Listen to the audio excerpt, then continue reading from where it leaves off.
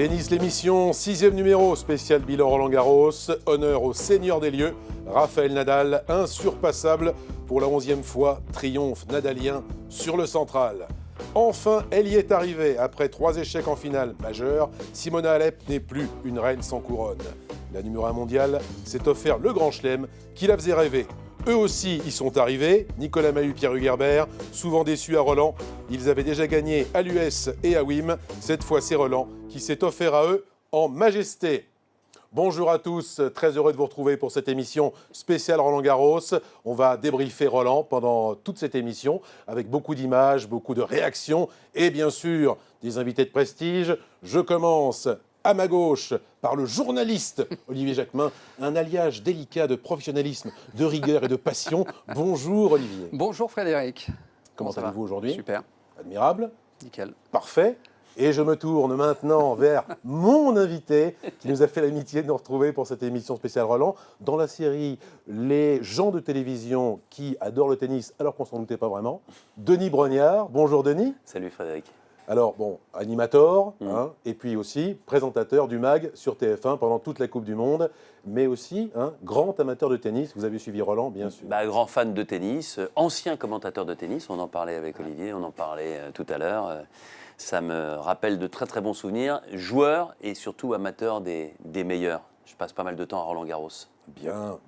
Écoutez, ça tombe bien. Vous êtes l'invité idoine pour débriefer tout ça. On va commencer avec... N'employez pas trop de mots compliqués comme ça. D'accord. Alors, idoine, adéquate, ça vous va? Ah, très bien. Eh bien, l'invité adéquate, tant pis pour la syntaxe, avec Rafael Nadal. Ça aussi, c'est le début parfait. Pour Nadal, on ne pouvait pas faire autrement que de vous remontrer, de se propulser quelques jours en arrière.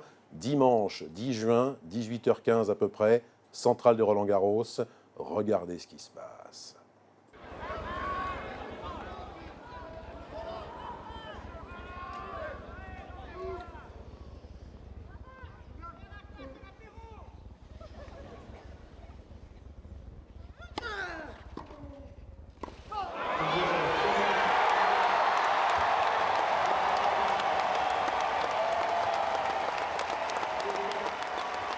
Alors, cette fois, il a fait plutôt sobre. Il ne s'est pas roulé dans la terre battue comme souvent. Mais voilà, c'est la 11e, la undécima. Qui le stoppera? Je ne sais pas, je me posais la question, est-ce qu'il peut en gagner 12, 13? Il a un physique quand même prodigieux parce qu'en début de saison, il était en difficulté. Puis il revient, il gagne tout ou presque sur les tournois de préparation. Et il arrive à Roland-Garros.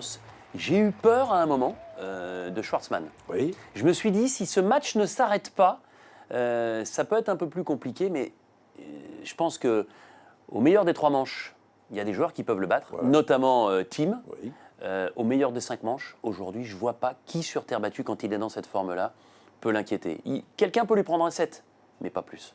Personne n'a battu au meilleur des 5 manches à Roland-Garros. À Roland-Garros, Jamais. ni même en Coupe Davis non plus, Exactement. sur le même format sur terre battue. C'est absolument incroyable. On a l'impression qu'on entendait dire à André Agassi, même il y a quelques années, Nadal tire d'échecs sur sa santé en permanence, il va payer l'addition tôt ou tard. C'est vrai qu'il a fait quelques forfaits. Une fois à Roland-Garros, il est forfait avant son 3e tour contre Granollers. Mais sinon, là, il vient de fêter ses 32 ans. Il est encore le meilleur. On a l'impression qu'il n'y a que son corps qui peut un jour le trahir. Mais je pense que justement, il a une préparation chirurgicale. C'est-à-dire qu'il se prépare sans doute mieux que tout le monde. Vous avez vu la minutie sur le court. Je pense qu'il a autant de tics sur le court qu'il n'en a dans sa préparation. Donc, à un moment ou un autre, ça paye. Surtout quand on progresse dans les années. Oui, puis Olivier a cette distance des matchs en 5-7. C'est-à-dire qu'un garçon comme Dominic Thiem, on n'a pas du tout essayé de survendre la finale de Roland-Garros, parce que malheureusement, ce qu'on voit par exemple à Madrid où Thiem bat Nadal, on sait très bien que là, en 5-7 et en plus en finale, c'est-à-dire que Thiem a déjà été a priori affaibli par 6 victoires de suite à Roland-Garros, c'est affaibli physiquement, il a un peu plus de confiance, mais Nadal, on l'a encore vu, est bien meilleur en finale qu'au 3e tour en 8e. Et puis en plus, c'est la première finale de Voilà. Thiem, donc il y a exactement cette pression du côté de Dominic Thiem qu'en a pu Rafael Nadal à Roland-Garros. Mais je pense que ça peut être son remplaçant. Parce qu'il a quand même un jeu formidable. Et Thiem, après avoir perdu, je crois, les 10 premiers points quasiment de cette finale totalement annihilée par l'enjeu, derrière, sur quelques jeux au premier set, on s'est rendu compte qu'il avait techniquement les moyens, notamment avec son revers, de faire mal à un Nadal. Je pense que s'il y en a un qui peut le battre l'année prochaine, c'est bien lui. D'ailleurs, Oui, c'est lui, Tim, qui l'a battu 2 fois sur les 13 fois. derniers mois. C'est Ouais. le seul à l'avoir battu sur Absolument. terre. Et Rafa dit, c'est lui mon successeur sur terre battue. Il a adoubé Dominic Thiem. Ça D'ailleurs, faisait c'est quand marrant même, à la fin, quand Tim dit j'espère revenir là en finale et si possible contre toi. Oui. Ça veut donc tout mon dire. discours en français. Ouais. Et si je gagne, je ferai mon discours Voilà, en français. voilà. Bon, on verra où il en est. Ça fait que vous avez quand même 2 demi-finales d'affilée pour Thiem, une finale de plus cette année, donc 3 fois titre dans le dernier carré. Il est là, Dominic Thiem. Il a battu une moitié de Zverev d'ailleurs sur son parcours. Ouais. Zverev qu'on attendait aussi comme un possible empêcheur de gagner en Mais rond pour c'est Nadal. pareil, ils n'ont pas encore ce professionnalisme, ils n'ont pas encore cette précision qu'ont un Nadal ou un Federer aujourd'hui. Ils sont bons, ils ont le potentiel, ils ont le talent. Maintenant, il faut qu'ils mettent tout en adéquation. Il faut qu'à l'entraînement, ils soient aussi rigoureux qu'eux. Et je pense qu'aujourd'hui, personne n'est aussi rigoureux qu'un Nadal. Absolument. Et on verra sûrement le cas aussi avec Roger Federer du côté de Wimbledon, qui avait zappé Roland-Garros pour se concentrer sur la saison sur gazon. On va passer aux femmes maintenant et surtout au triomphe de Simona Halep. Triomphe attendu, même si elle avait beaucoup d'attentes autour d'elle, justement, d'attentes un peu parfois négatives. La Roumanie était complètement sans dessus-dessous, c'est une star absolument immense là-bas. Et clin d'œil du destin, elle a succédé à son agent, à son modèle aussi, Virginia Rosicci, qui avait gagné il y a exactement 40 ans. Regardez aussi cette balle de match de Simona Halep avec toute l'émotion qui entourait le clan de la Roumaine et la numéro 1 mondiale elle-même.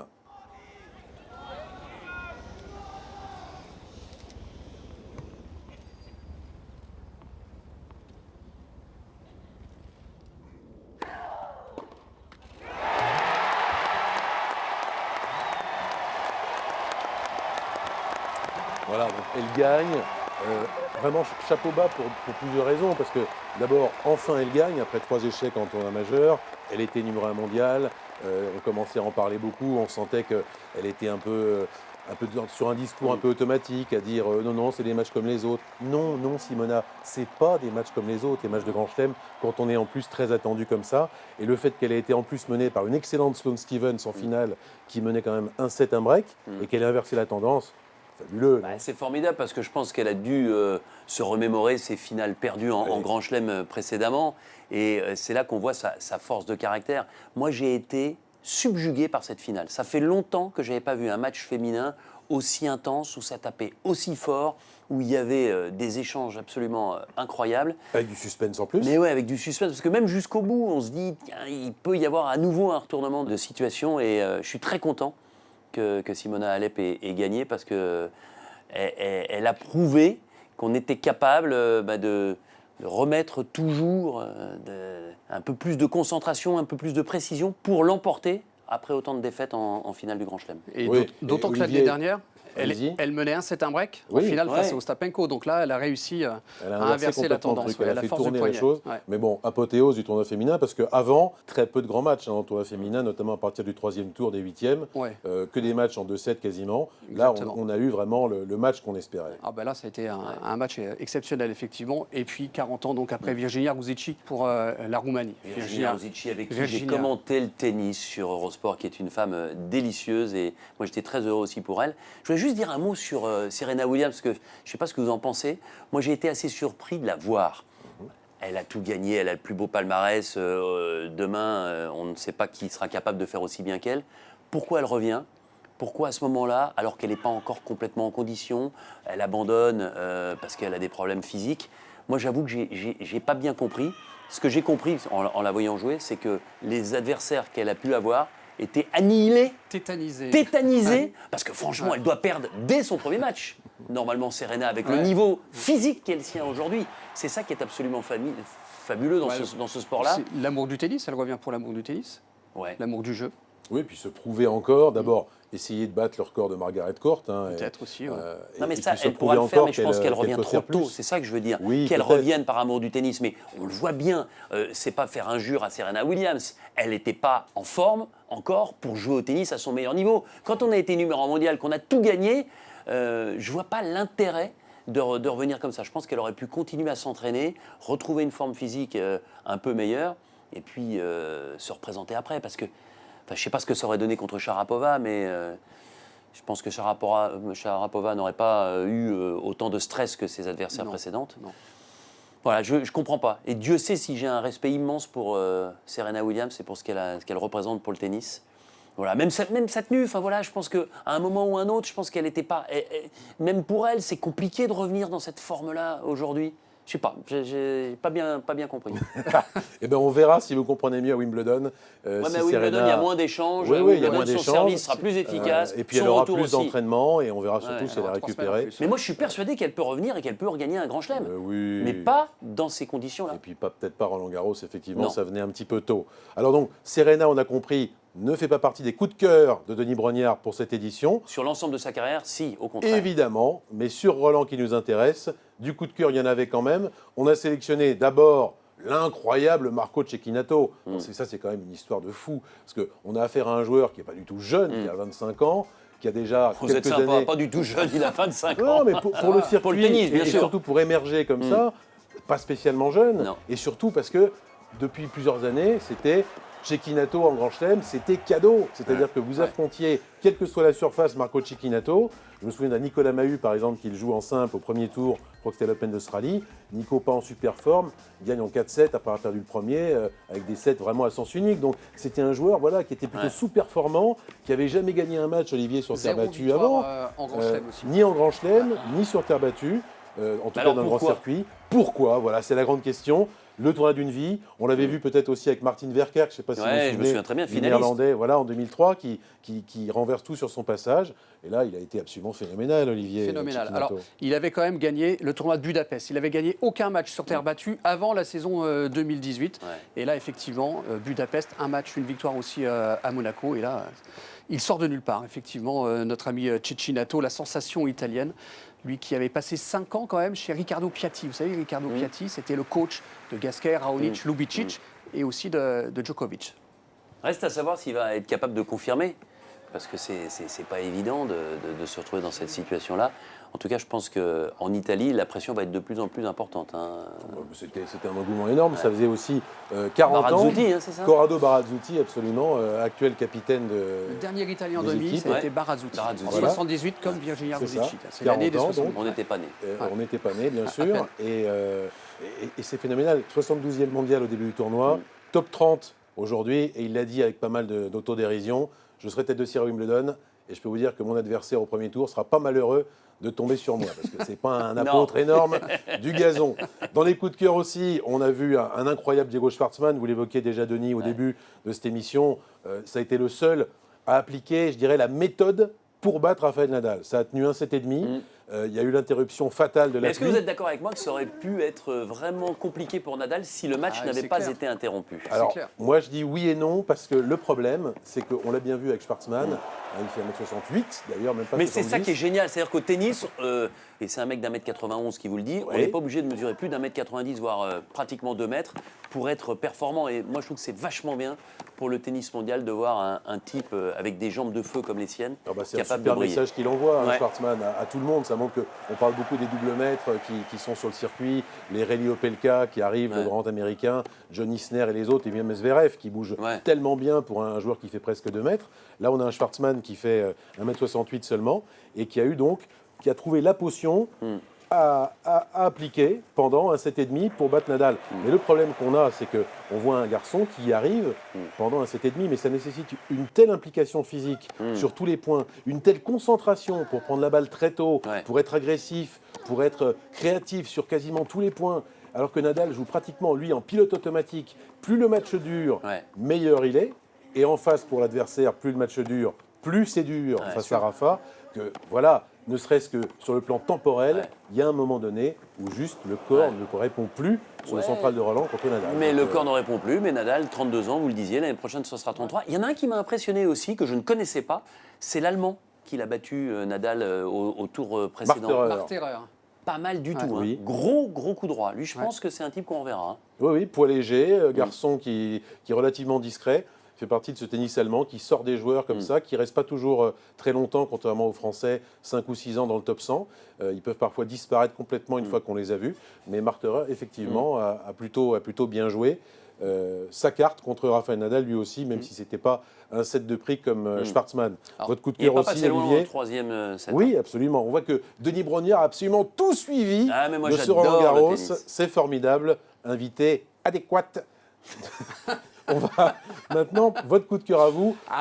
Obligé aussi, on a tous adoré, c'est Mahut Herbert. Bien sûr, ce sont les Frenchies avec cette victoire de Pierre-Hugues Herbert et de Nicolas Mahut en double. On attendait cela depuis 4 ans, depuis la victoire de Beneteau et Édouard Roger Vasselin. 3e paire française à gagner à Roland-Garros. Il y avait eu Noah Lecomte, il y avait eu Beneteau Roger Vasselin et désormais Herbert Mahut. Puis la belle histoire aussi pour Nicolas Mahut. On se souvient, il y a 5 ans, il était en larmes avec Michael Audra face au frère Brian, 7-6 dans le 3e set. Et puis moi, j'irais même plus loin. La belle histoire pour Nicolas Mahut par rapport à la finale de la Coupe Davis. Aussi. Voilà. Ouais. Parce que je pense qu'il vous avait payent bien, besoin d'un sacre comme celui-ci. Et je pense que quand il se retrouve allongé sur le terrain et quand son petit garçon vient le rejoindre, tout ça, mignon, ce sont des images exceptionnelles pour un type éminemment sympathique. Oh là là. Si Ouais. tous les sportifs de haut niveau pouvaient avoir son état d'esprit, son sens de l'humour et sa gentillesse, je pense que le sport de haut niveau ne serait pas là où il en est aujourd'hui. Et puis ça montre aussi l'énorme cohésion qu'il y a dans cette équipe, Ouais. parce que c'est vrai, vous disiez à la Coupe Davis, Mahut qui pense la jouer, cette finale, il ne la joue pas. Herbert ne pense pas la jouer non plus, il la joue finalement, mais avec Richard Gasquet en double. Bon, Et il est aidé par Mahut à un oui, moment. oui, c'est Souvenez-vous, Mahut a peut-être les bons mots à un moment pour Herbert. Alors Eh ben, que, voilà. exactement. Ouais. Et ben les bons mots, il les a eu aussi à l'issue de sa victoire avec Pierre-Hugues Herbert. On écoute Nicolas Mahut.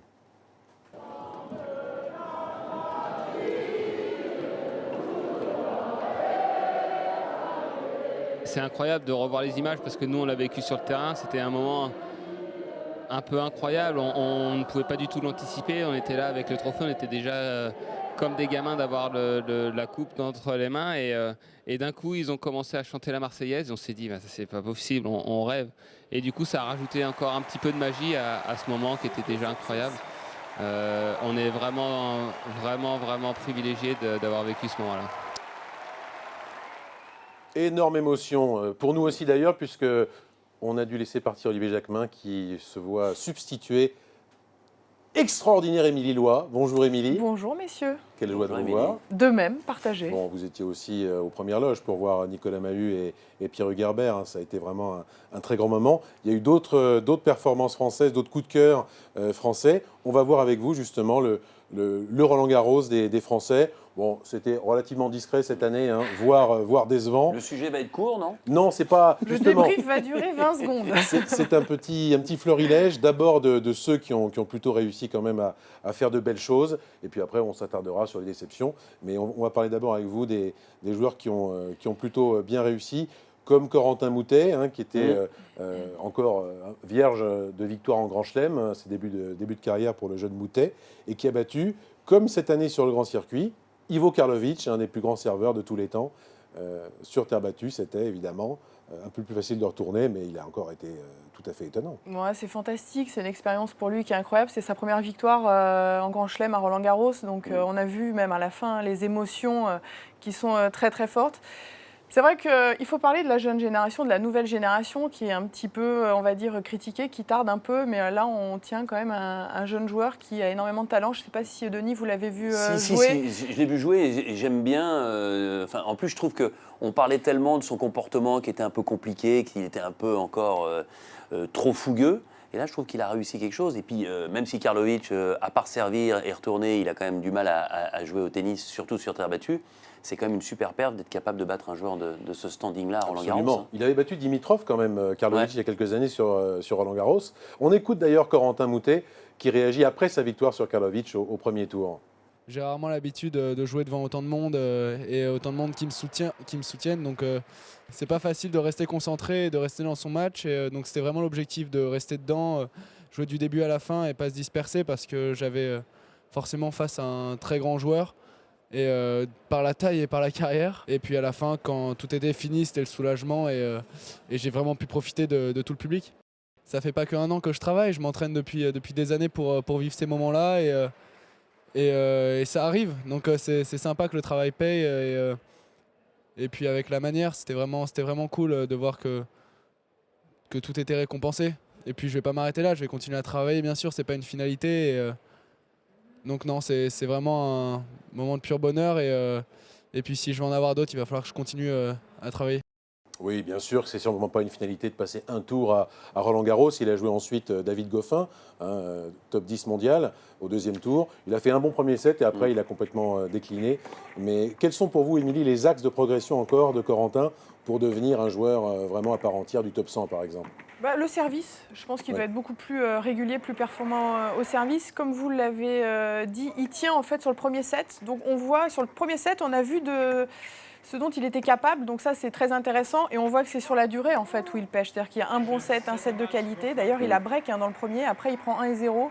Ça va être sur la durée. Donc voilà, se construire une caisse physique. Est-ce que c'est pas un problème français, ça? C'est-à-dire? Le problème physique.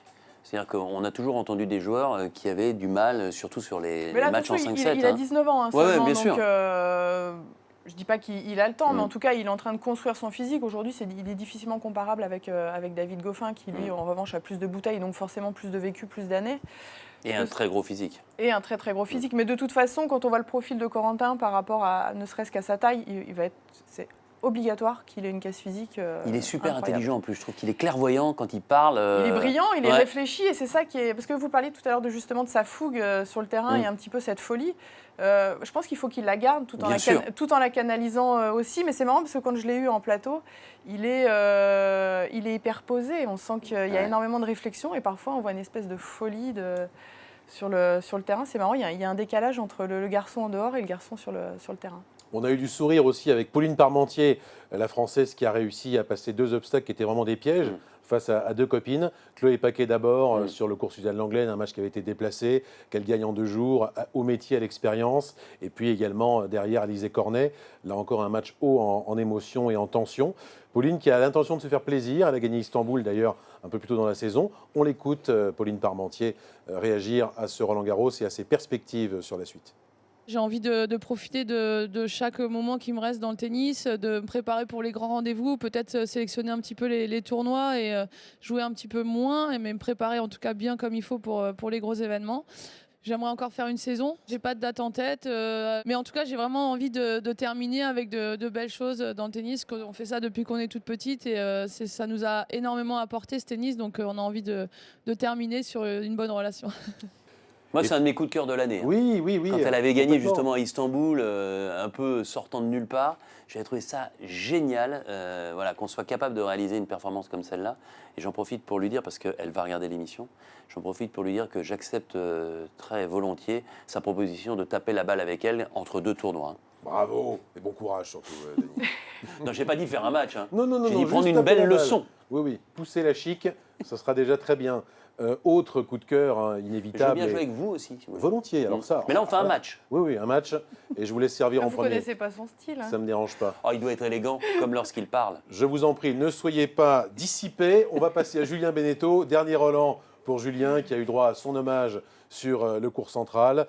Il avait réussi à battre le joueur qu'il devait battre. Ce n'était pas du tout un cadeau. Leonardo Mayer au premier tour. Ça lui évitait une sortie un petit peu dans la discrétion. Il a pu jouer ensuite un grand monsieur dans tous les sens du terme, Juan Martín del Potro. Et c'était sur le central. Il a fait un match plus que correct et surtout après beaucoup d'émotions. On écoute également Julien Beneteau. Pour l'instant, je ne réalise pas trop que Roland s'est terminé. J'ai eu 3 jours de suite assez intenses entre mon premier tour sur deux jours et ce dernier match contre Del Potro.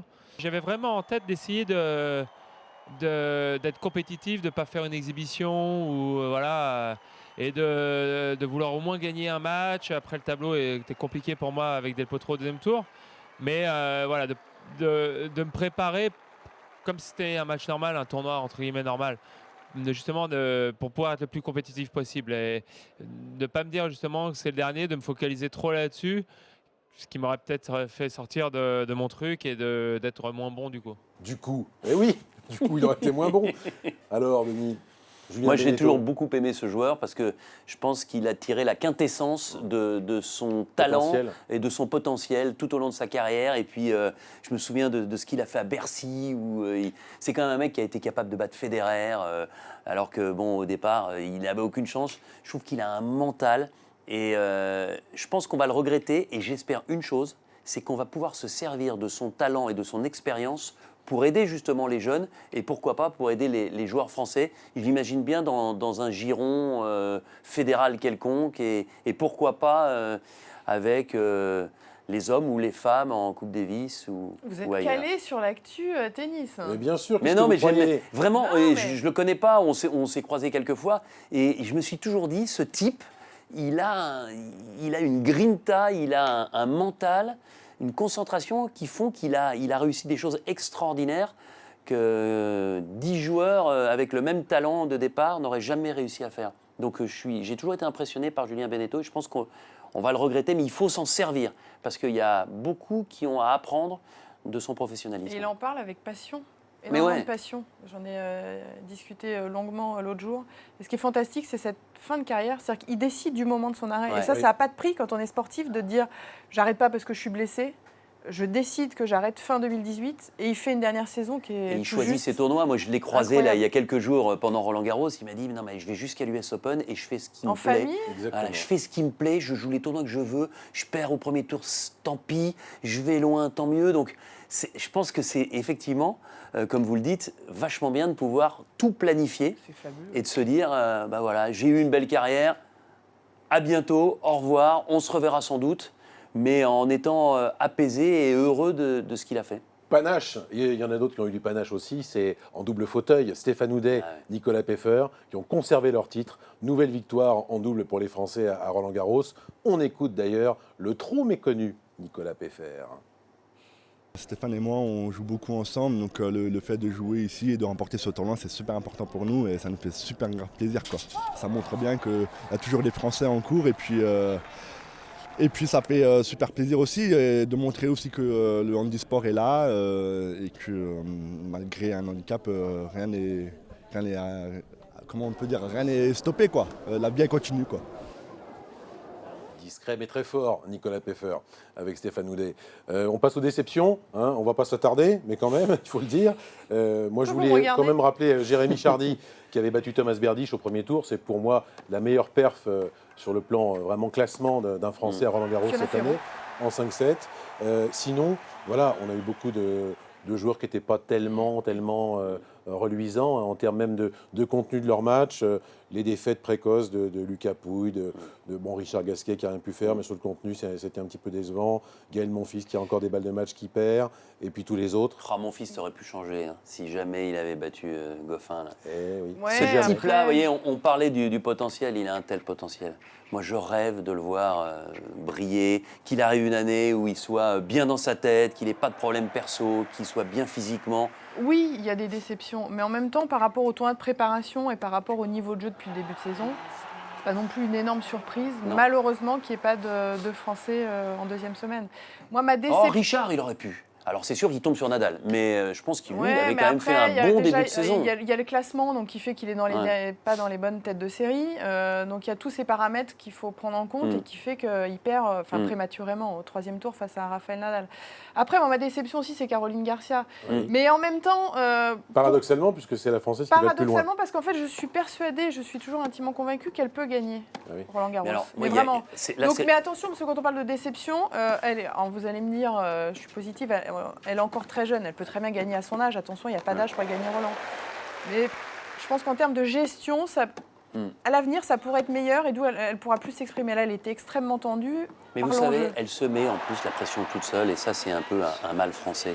La veille, voire le jour même, dans une interview à l'équipe, Ouais, mais alors ça. elle dit j'ai le niveau, j'ai le potentiel pour gagner Roland Garros. Oui, mais ça, attention, Mais c'est elle une le dit pas, elle interview le dit qui pas a la été veille. faite 15 jours avant. Ouais, non, mais alors, L'introversion je savais n'est pas, la je croyais même. que ça avait été fait juste avant ou la veille en Oui, mais conférence en de fait, presse. c'est ça le problème, et Voilà. c'est là où c'est très bien joué de la part de l'équipe. Et ce que je trouve dommage, et ça Ouais, met mais une ils le pression disent, c'est marrant. supplémentaire, c'est que la façon dont c'est écrit, on a l'impression qu'effectivement, elle l'a fait à la sortie de son match. Mais même quand c'est précisé, on le voit pas. Enfin, Non, soit c'est non, vraiment non, écrit en gros, Ouais. mais Écoutez, en enfin, tout cas, bon. quoi qu'il en soit, on me dit que votre dialogue est très intéressant, mais on me dit aussi que vous êtes long. Donc nous allons passer maintenant à la réaction On est du passionné. directeur du tournoi. Évidemment, c'était tout le but de l'émission, donc c'est formidable. Néanmoins, elle peut gagner Roland Néanmoins, Garros, elle peut j'en suis gagner Roland persuadé. Garros.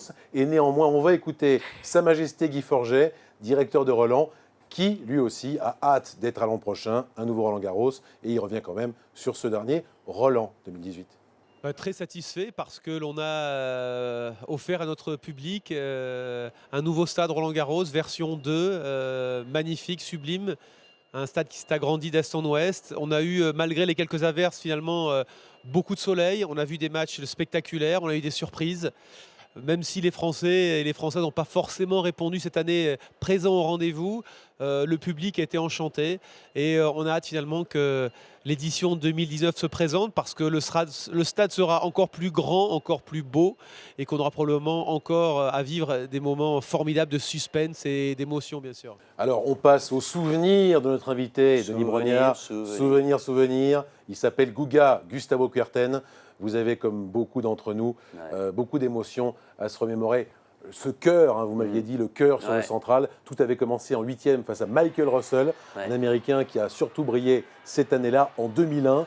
Kuerten visait un 3e Roland, il l'a eu, mais avant, il avait sauvé balle de match face à Russell, match mythique, et il a fait ce fameux cœur sur le central. Je trouve que ce type, il avait tout. Il avait le talent, le charisme, il est beau, enfin, il a tout. Il vient d'un pays où le tennis n'est quand même pas le sport national. Franchement, j'ai toujours beaucoup de plaisir à le voir et à le revoir. Quand je le croise, je suis comme un petit garçon. Et voilà, on peut se rouler par terre, on peut jeter sa raquette, on peut aller embrasser ses proches. Il faut avoir la présence d'esprit de faire ça. Voilà, je comprends l'ovation du public. C'est l'un des joueurs qui a le plus marqué ma vie de passionné de tennis. Eh bien, on vous comprend. Émilie aussi, hein ? Moi, je partage totalement et puis son sourire. Son sourire, cette passion. Là, je l'ai revu à Roland-Garros.